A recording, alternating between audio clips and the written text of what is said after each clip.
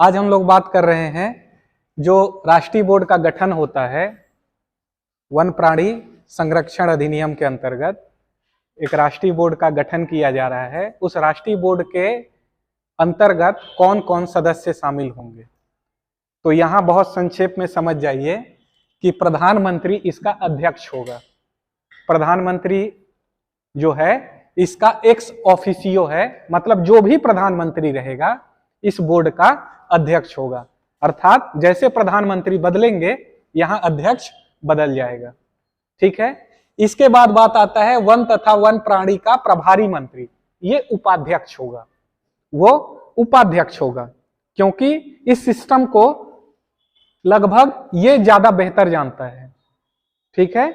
संबंधित मंत्रालय का जो मंत्री होगा ये इसका उपाध्यक्ष होगा।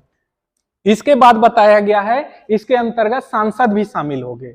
सांसद कितने होंगे? 3 सांसद, 3। ठीक, जिसमें 2 लोकसभा से रहेंगे और 1 राज्यसभा से। ठीक है, 2 लोकसभा और 1 राज्यसभा, 2 + 1 3। इसके बाद बात आता है योजना आयोग का सदस्य। योजना आयोग का ऐसा सदस्य जो वन तथा वन प्राणी के मामले से संबंधित हो।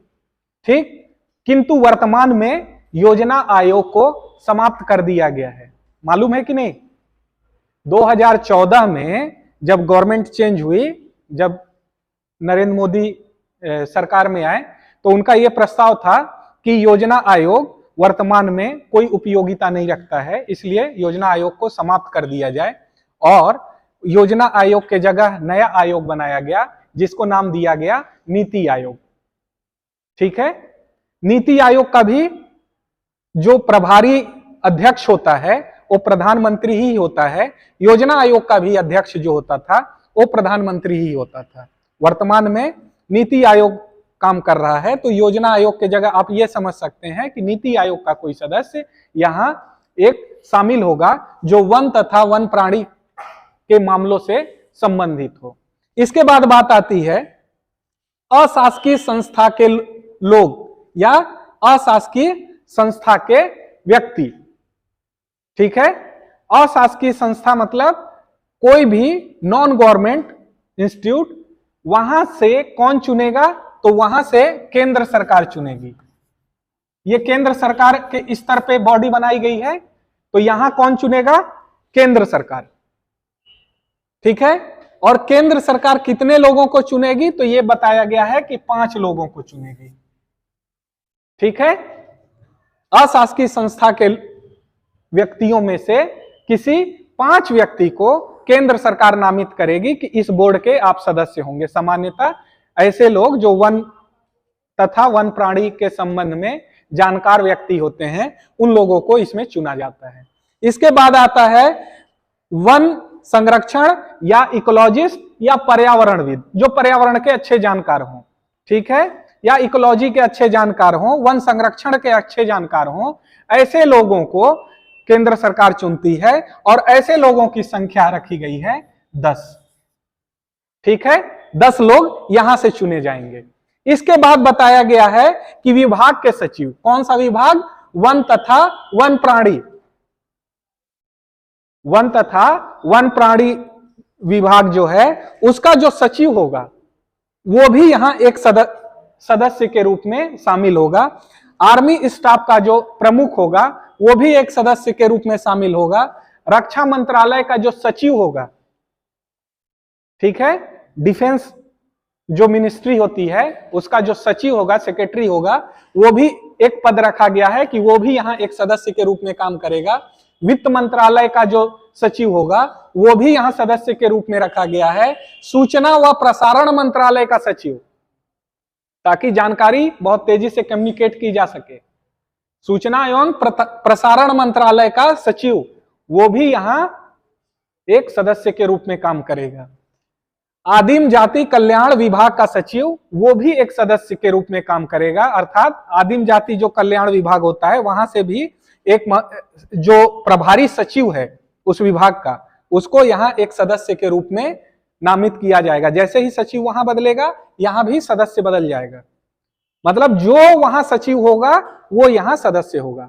ये एक्स ऑफिसियो पद हैं। जो यहां सदस्य बन रहे हैं वो इस कारण बन रहे हैं क्योंकि वो उस पद को ग्रहण करते हैं।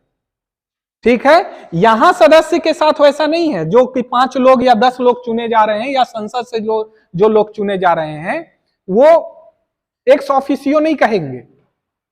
ठीक है, ये 10 लोग या ये 5 लोग कहीं से और से चुने जा सकते हैं। ठीक है, पद में रहने के कारण ये नहीं चुने जा रहे हैं। लेकिन इन लोग जो रक्षा मंत्रालय का सचिव है, वित्त मंत्रालय का सचिव है, सूचना प्रसारण मंत्रालय का सचिव है, इसलिए चुने जा रहे हैं क्योंकि वो संबंधित मंत्रालय के सचिव हैं। वो सचिव बदलेगा तो यहां सदस्य भी बदल जाएगा।